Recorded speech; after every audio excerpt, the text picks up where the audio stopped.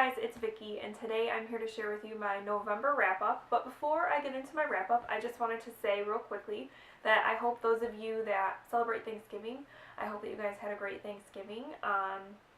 It was a very fun holiday here. We hosted for the first time at our house, and I made my first turkey dinner, and it turned out good. And it was just a really nice holiday, so I hope that you all who celebrate it had a nice holiday as well. And yeah, let's get into what I read this month. I read 3 books, so not as much as I normally do, but it's okay. It was a very busy month, so it's okay. 3 books is pretty good considering the month I had. So yeah, let's get into it. First up, I completed Norse Mythology by Neil Gaiman. I listened to this one on audio, and I have to say, if you're going to read that book, I highly recommend listening to it on audio. I know I said this a little bit in my TBR video for November, when I talked about it a little bit, but it's one of those books that I think is meant to be listened to because of the nature of the stories, and Neil Gaiman's voice. I just feel like he just has such a nice voice. I don't know why. It's kind of like an Alan Rickman type of voice to me, and I love Alan Rickman's voice, and so Neil Gaiman's voice kind of gives me that same feeling. So it was really nice listening to him read these stories. I especially enjoyed a couple of the stories. There was one, I didn't write down the names of the stories, but there was one where Thor dresses up like a woman. And there was another one about the building of a wall around, I can't think of it now, I'm having a total mind blank, where the gods live. Those 2 stories in particular I thought were really cool.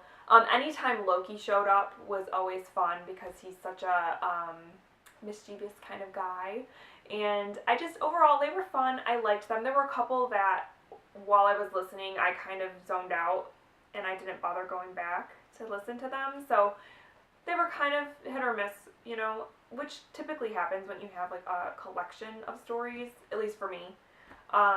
So overall, I liked it. I would definitely recommend it. Like I said, I recommend listening to the audiobook, and I gave that collection 3 out of 5 stars. Next up, I completed Wonder by R.J. Palacio, and in my TBR video when I mentioned this book, there were quite a few of you who were like, oh, I loved Wonder, you're gonna love it, and you guys were absolutely right. I did love this book. It is about a young boy named Augie who was born with a severe facial deformity. I can't remember the exact term for the condition that he was born with, but because of it he has had to go through many different surgeries and things, and because of that he never went to traditional school because he would have missed so much school because of all the surgeries and stuff. So he's in the 5th grade, about to start the 5th grade, and his parents decide to put him into a mainstream school. So the book is about him adjusting to that and adjusting to kind of being the different kid in school. And it's just such a wonderful story. Augie is such an inspiration for being such a young boy. He had just had a really great attitude and just a great personality, and he was just such a wonderful character. I also enjoyed, though I didn't know that the book was going to do this, but I enjoyed that there were multiple perspectives in this book.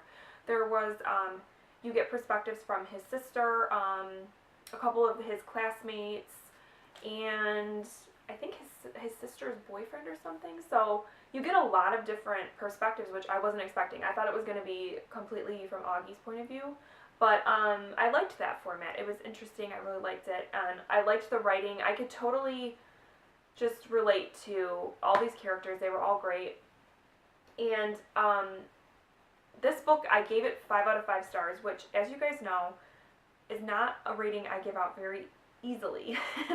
But I gave this 5 out of 5 stars because the nature of the book, the themes that it talks about, and the things that it has to teach not only children, but adults as well. I feel like this is a book that kids and adults alike should read, especially this day and age, because it's about kindness and accepting people for who they are, for, accepting people for their differences, which is something that in this day and age I feel like we really need more of. And yeah, I just loved this book. I think there's isn't there a sequel or something? I would love to read that because, like I said, this was great, and I really, really loved it. So yeah, 5-star book. go and read Wonder if you haven't. And the last book that I completed this month was In Cold Blood by Truman Capote. And this book surprised me. It really did. It's a nonfiction account about this family called the Clutter family. In 1959, they were brutally murdered in their home. There was the mom and dad, and then there was brother and sister, and they were all shot to death.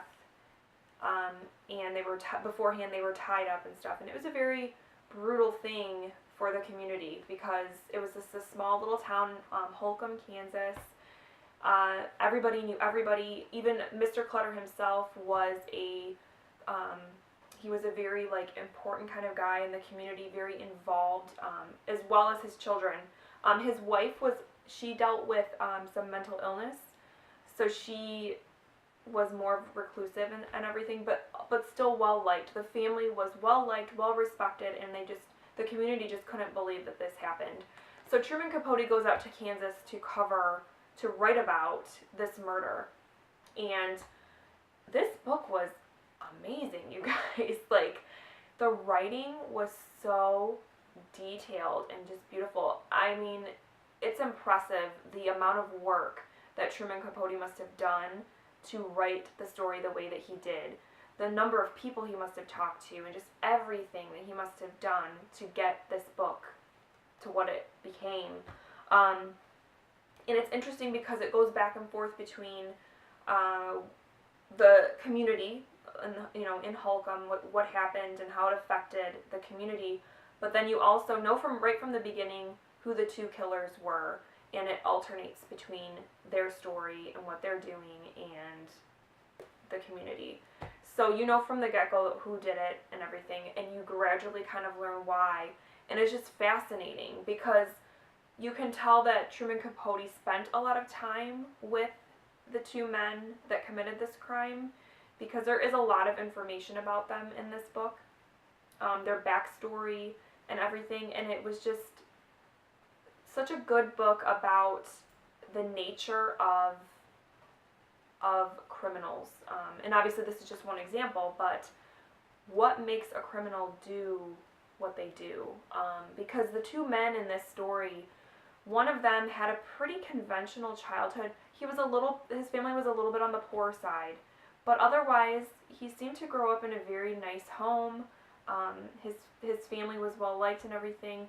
The other guy, though, he had a rough childhood, very rough life, and so it's interesting the way that Capote kind of looked at that. They came from two different places, but they ended up committing the same crime, and why, and he kind of starts to get into their psychology and stuff, and it was very, very interesting. And like I said, the writing was beautiful.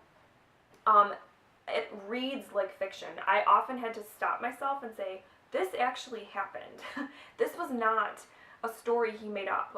This really happened to these people and to this community, because the way he wrote it, it just flows like a fiction story, and it was just great, and I loved this book. I gave it 5 out of 5 stars because, like I said, the amount of detail in this book, the things that he, attempts to examine and kind of look into, all of it was just made for a fantastic nonfiction read. So again, if you have not read In Cold Blood, you should definitely pick it up because it is worth the read.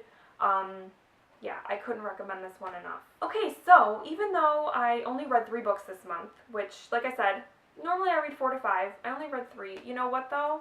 I am not apologizing or anything, because 2 of the 3 books that I read were 5-star books. That rarely happens that I have 2 5-star books in 1 month.